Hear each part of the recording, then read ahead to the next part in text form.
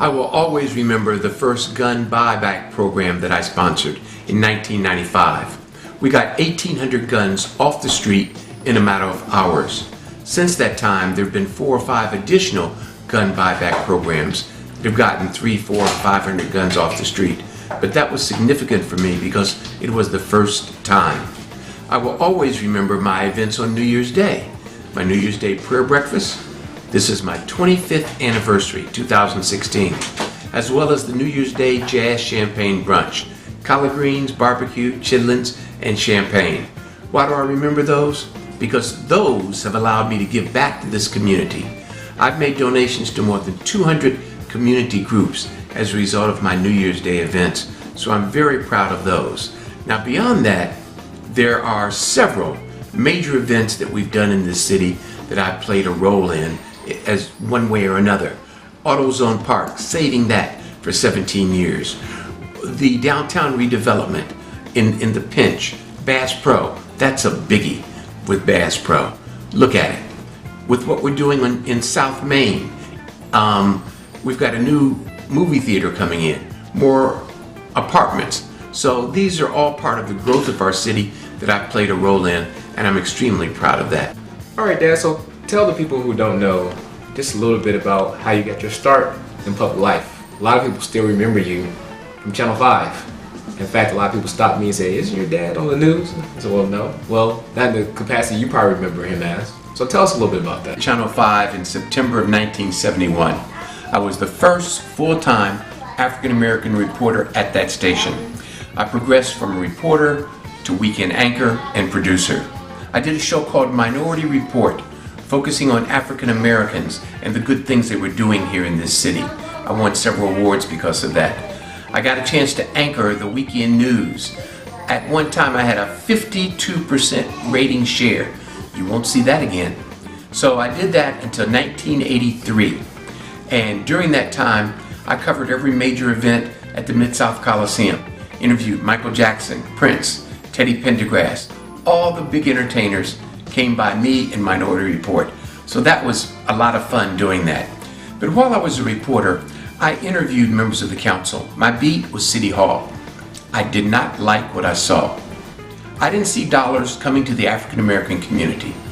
So what do you do when you're dissatisfied with something? You take care of it yourself. I decided to run. So I ran for the city council in 1983, citywide. African Americans had not been elected citywide. I lost. I ran again in 1987, citywide. I lost.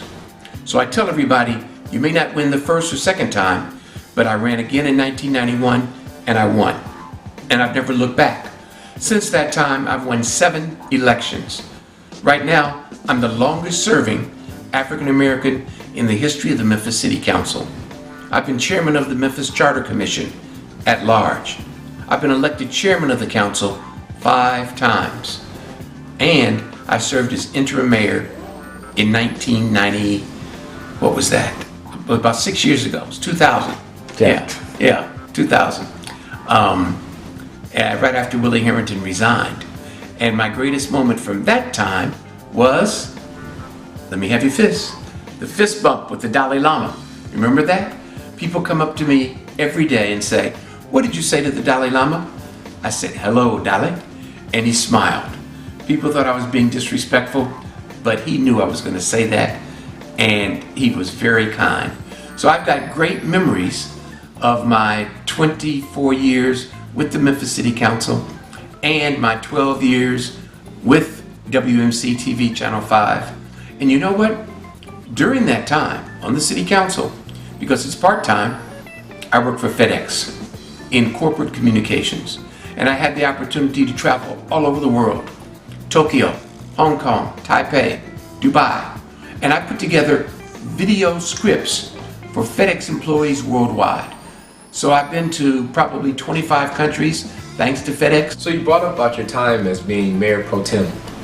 So what, if anything, were you able to change in just 90 days? 90 days was not enough time to make any significant changes. There is something that I did though. I opened up City Hall to the public. I allowed people to come up to the 7th floor, Many people in City Hall had never been to the 7th floor.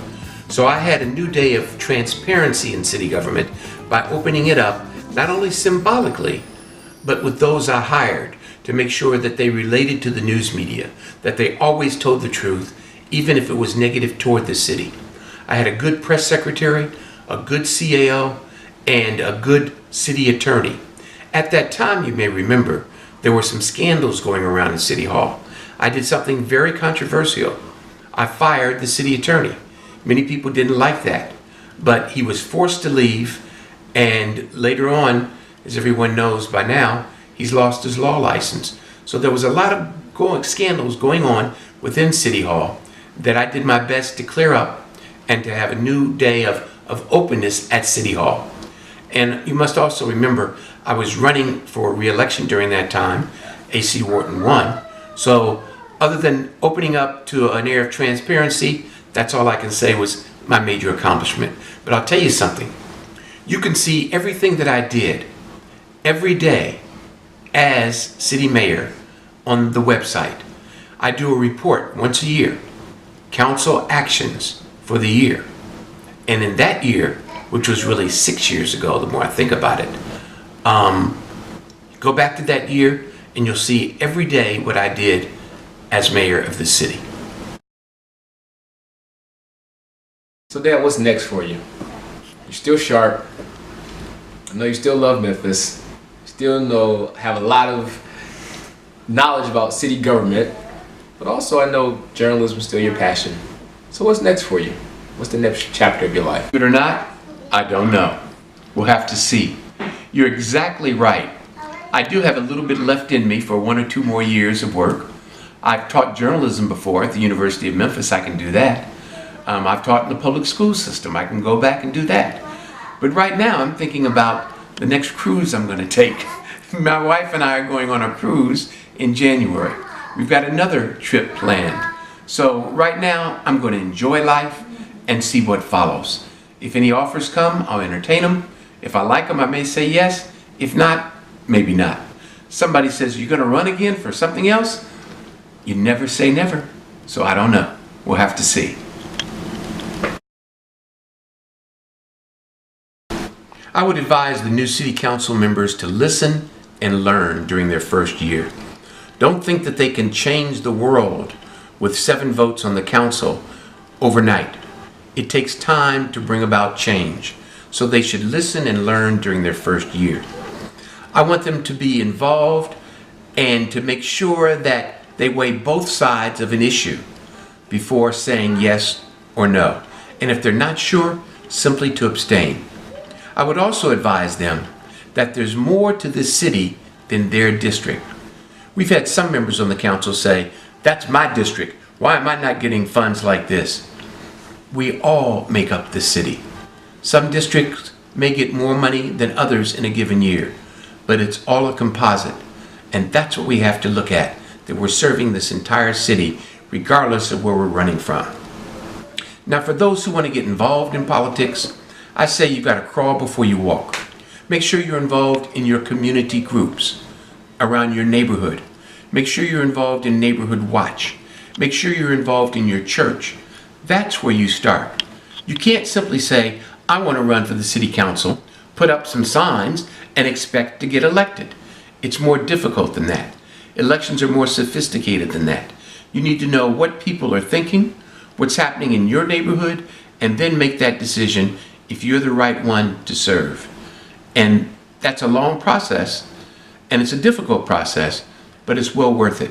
Serving this city, I don't think there's any higher goal or value than to serve the city of Memphis, because we have a great city. We're on the move up. Everybody says we've got potential.